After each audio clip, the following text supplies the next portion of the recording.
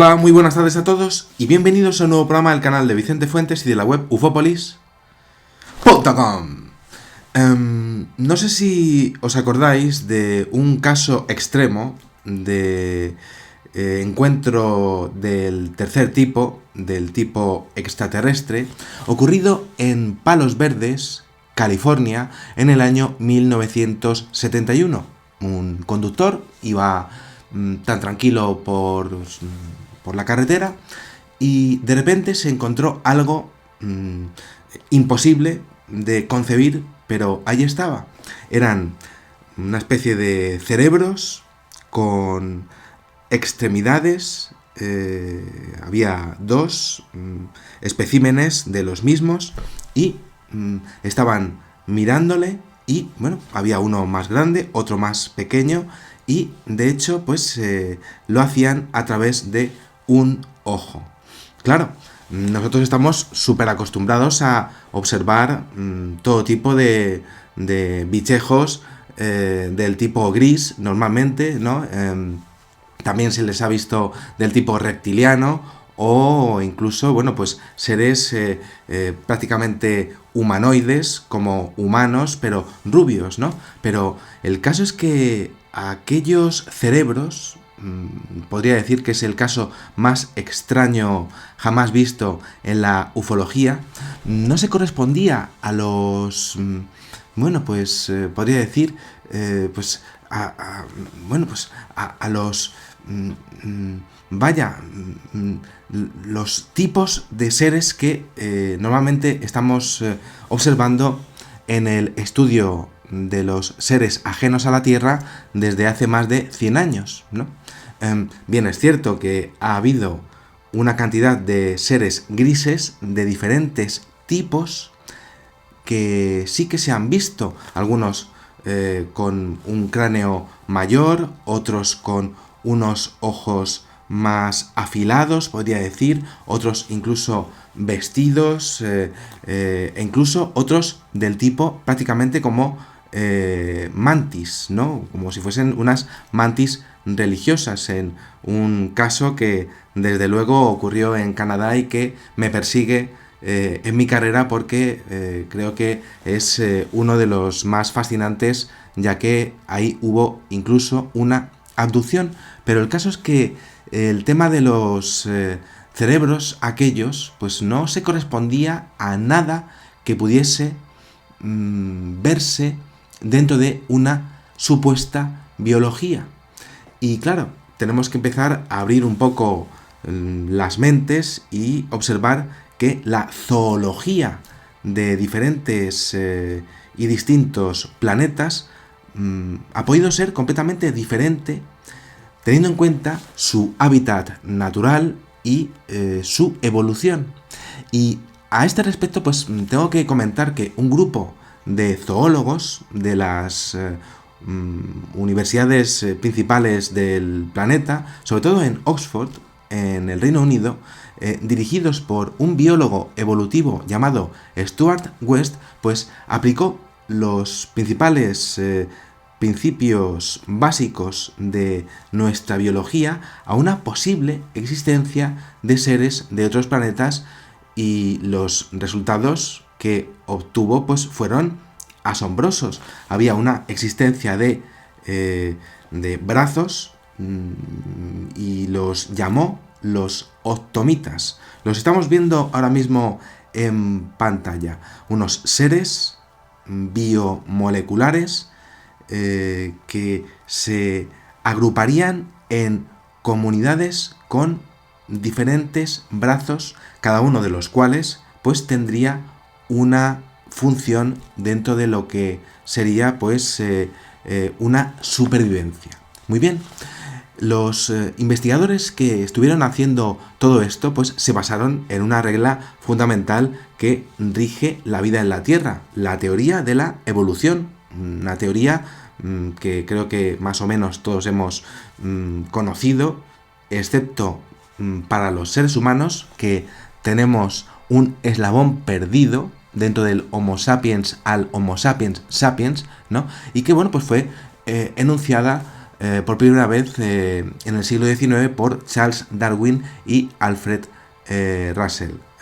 Es verdad que esa teoría ha ido evolucionando desde su formación y formulación inicial, pero hay algo, y esto es curiosísimo, dentro del ADN de los seres humanos que fue a una evolución extrema. Recuerdo que dentro de los círculos de las cosechas aparecía un humanoide en el círculo que estaba respondiendo a un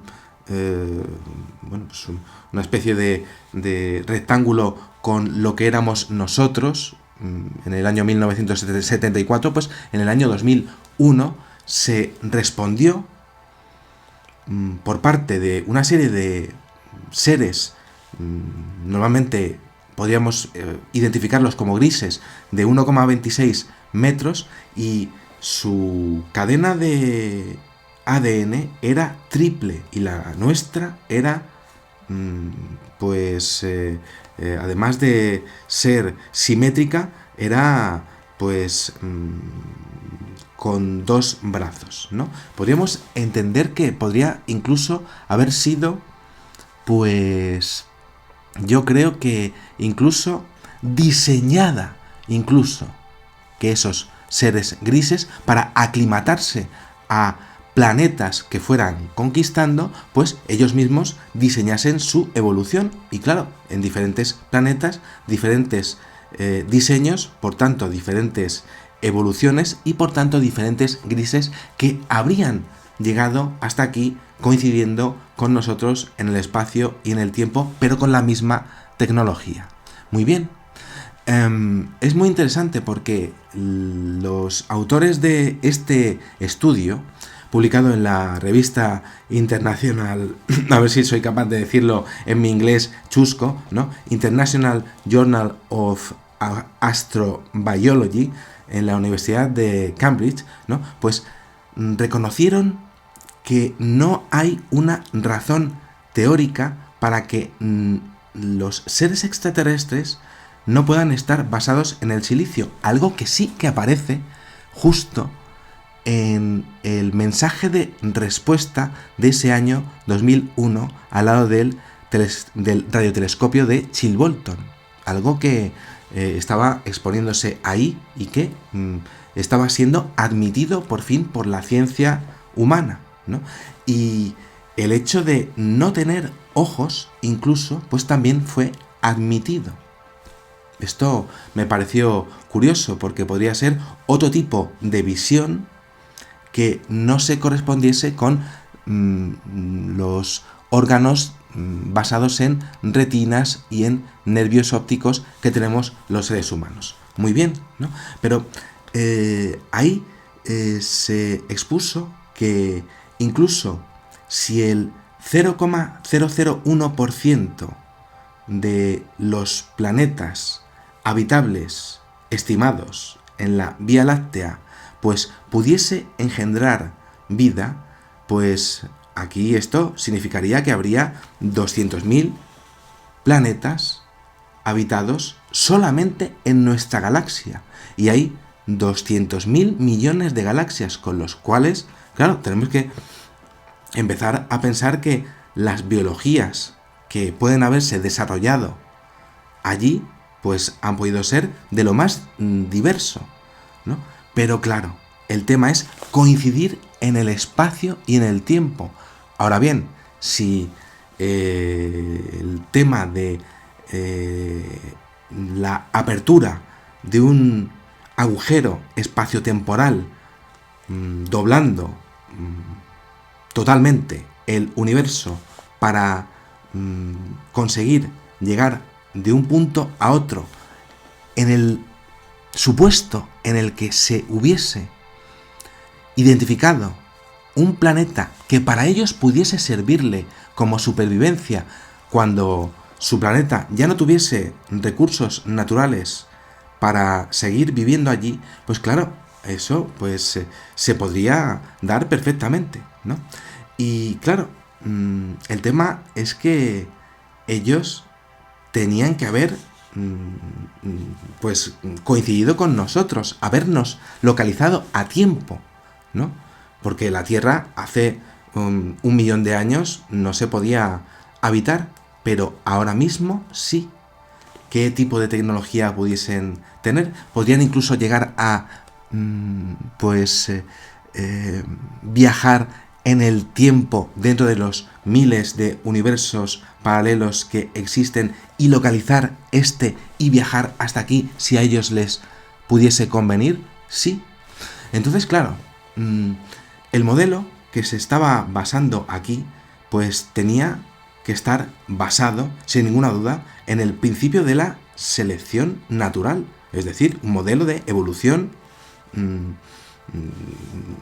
que se basaría en que las especies irían cambiando gracias a la aparición fortuita de ciertas variaciones genéticas que perdurasen además, o sea, que aguantasen a la temperatura, a la presión, a las injerencias de los desastres naturales e incluso a ellos mismos en sus posibles guerras, ¿no?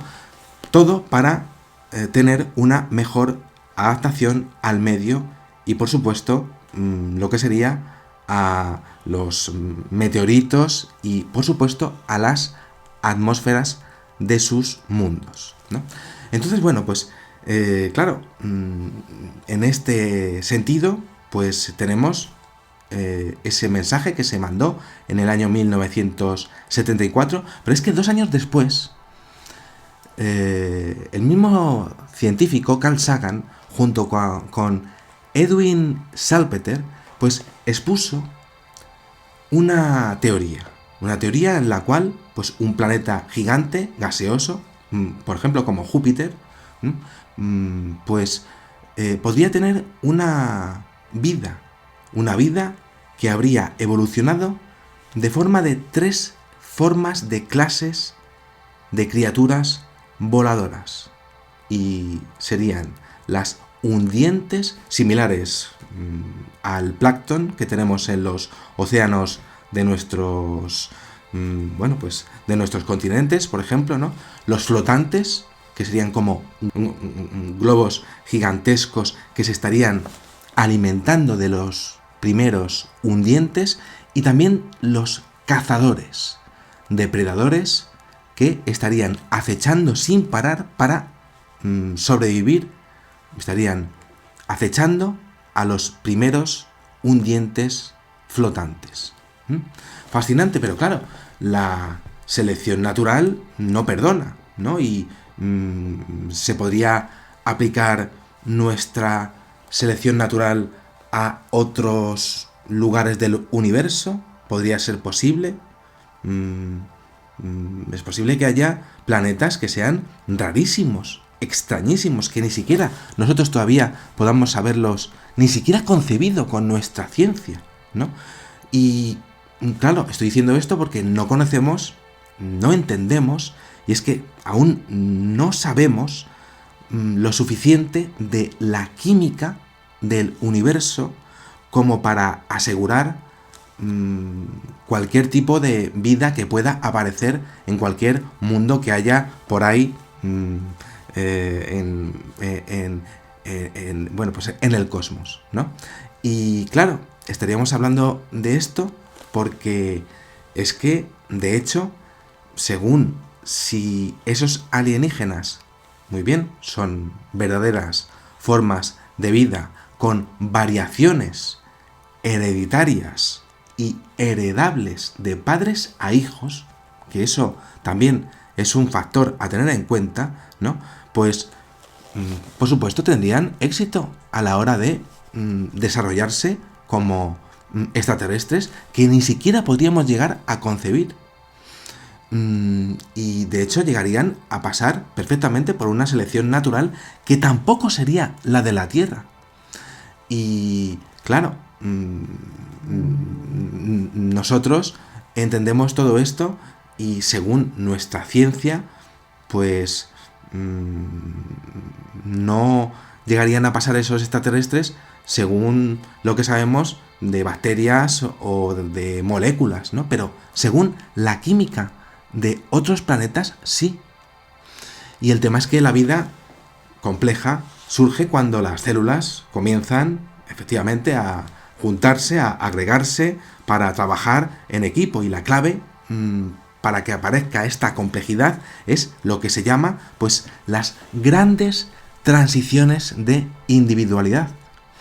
Es decir, cuando un grupo de individuos que antes se replicaban de forma independiente, ¿no? Pues comienzan a cooperar como si fuesen tribus para formar una nueva forma de vida más compleja o incluso un organismo de nivel superior.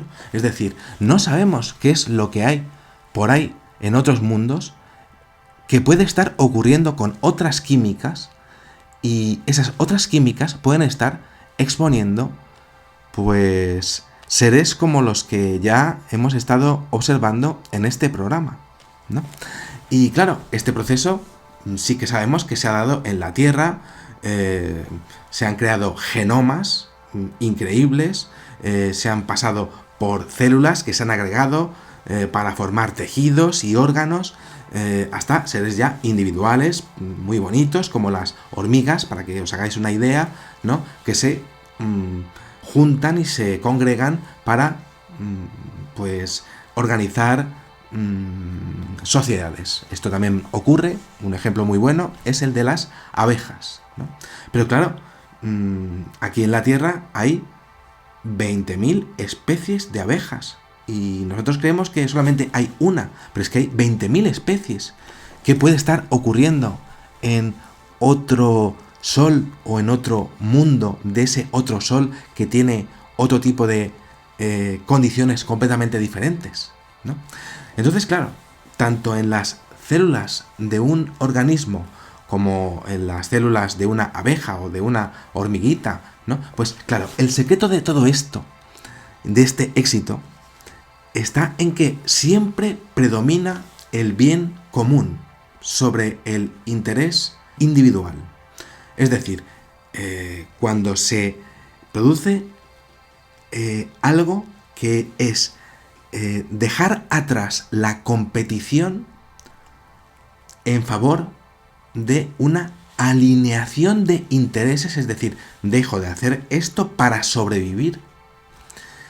Y finalmente, pues cuando se producen comunidades, aunque se coman las unas con las otras, pero que a esta le sirve lo que hace esa especie de ahí, porque esa especie de ahí es la que está produciendo lo que yo me como, pues al final se produce un equilibrio, ¿no? Y claro, por tanto, los alienígenas deberán ser entidades que están construidas y constituidas por otras más pequeñitas en una jerarquía de niveles de individuos, y esto podría ocurrir desde el más inferior, que sería la genética, el de los genes, hasta la aparición de una sociedad de sociedades, que es lo que estamos observando con el fenómeno OVNI, ni más ni menos. Esos tíos, para venir para acá, han tenido que tener una sociedad que ha sobrevivido primero a sí misma, luego a otros como ellos mismos, que se parecen pero son de otros mundos, y luego que han llegado a tener un equilibrio en su propio planeta. Y claro, esto es fascinante porque cada sociedad se habría ido especializando en diferentes tareas. Es posible que, y esto lo hemos visto los visitantes de dormitorio,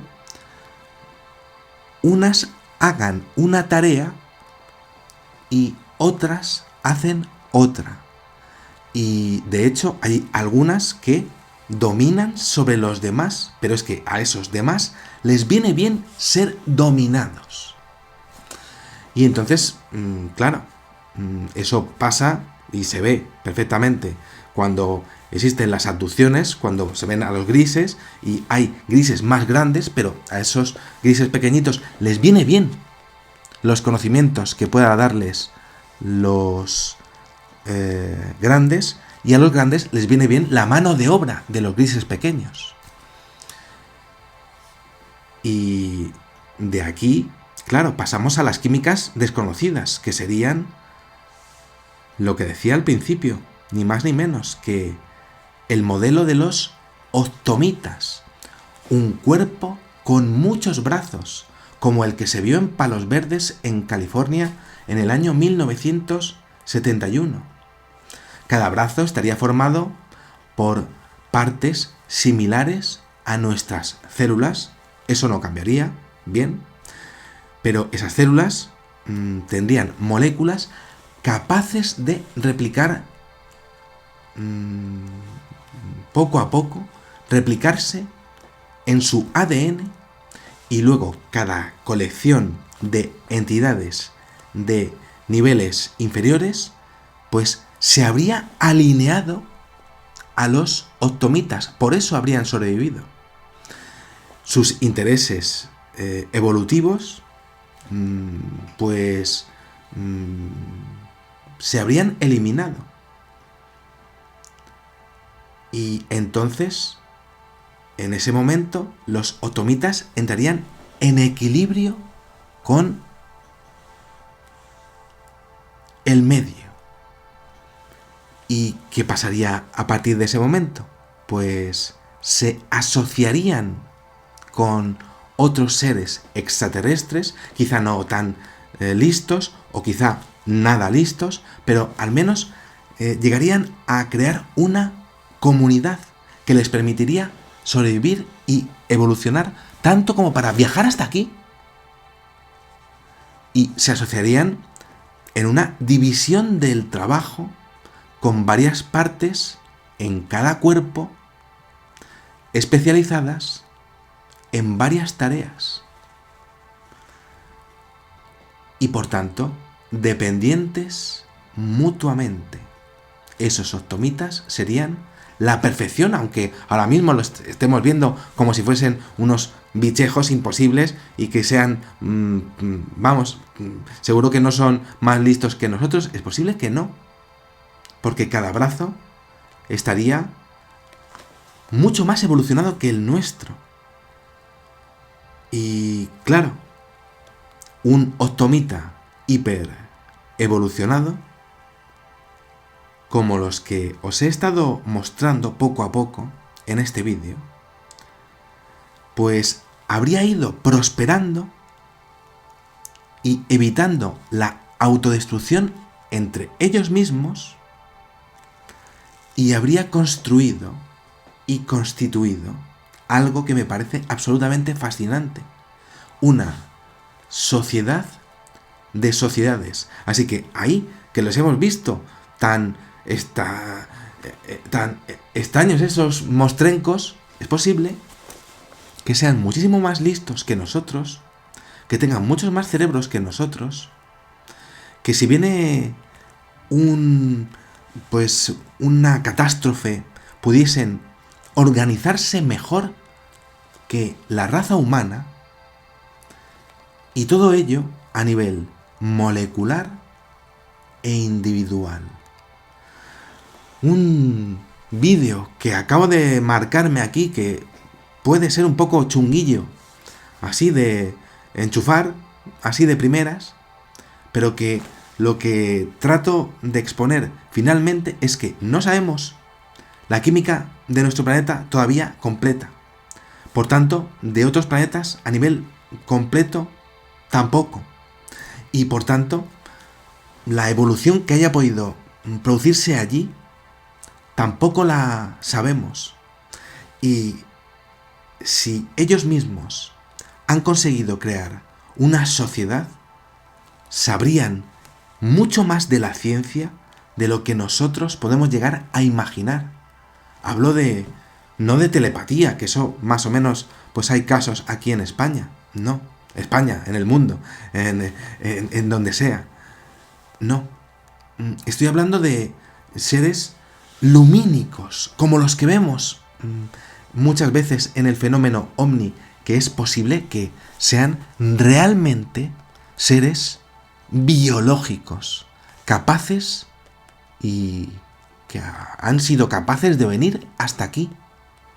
Porque quizá en funciones de exploración, habiendo identificado nuestro planeta como posible para vivir, pero observando que la contaminación no sería la buena para ellos y, de momento, quedándose en otras funciones de exploración de otros planetas de los billones con B que habría habitables en el universo. Bueno, espero no haber sido demasiado brutal o Aníbal brutal en este programa, pero me ha parecido tan interesante que tenía que exponerlo, porque creemos que los grises o los reptilianos o los bichejos estos que aparecen son los únicos marcianos o marcianarcios que hay por ahí, y no, es posible que no, más que posible que no. De hecho, lo lógico sería que no, porque hay mundos impresionantes que tienen sus propias biologías y que tienen sus propias naturalezas. Nada más, espero que os haya gustado muchísimo este videoprograma. Os invito a suscribiros, como no, y a darle a like, como siempre. Eso ayuda un montón al canal. Y a ver si estos tíos de YouTube, pues, en fin, ayudan un poquito a la naturaleza de mi canal y tal. Y bueno, pues nada más. Salud y suerte para todos. Y que sepáis que en una vida hay muchísimas vidas. Adiós.